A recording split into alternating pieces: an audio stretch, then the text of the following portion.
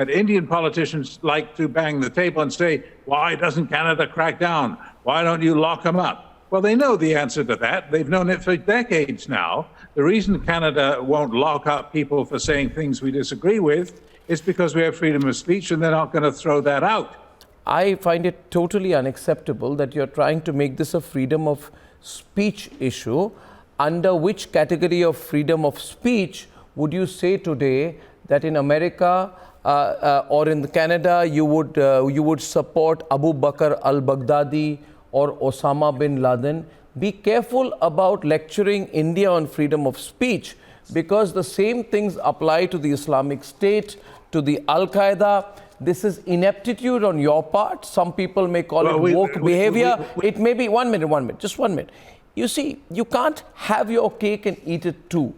The freedom of speech has its limits. You are celebrating the assassination of an Indian Prime Minister.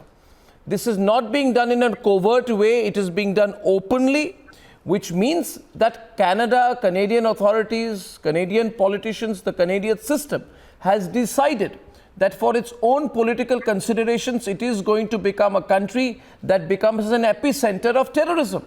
Now, if that is a choice that has been made, if that is the message Canadians want to send, you can't go and say Indian government is weak, because we haven't flexed our muscle yet.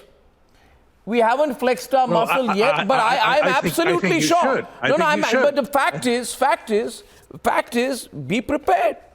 We don't need Canada. Canada needs India. Let's be clear about it. And Canada has crossed the limits, Terry. Terry, don't give me the freedom of speech angle, please. Don't justify terrorism in the name of freedom of speech, you know.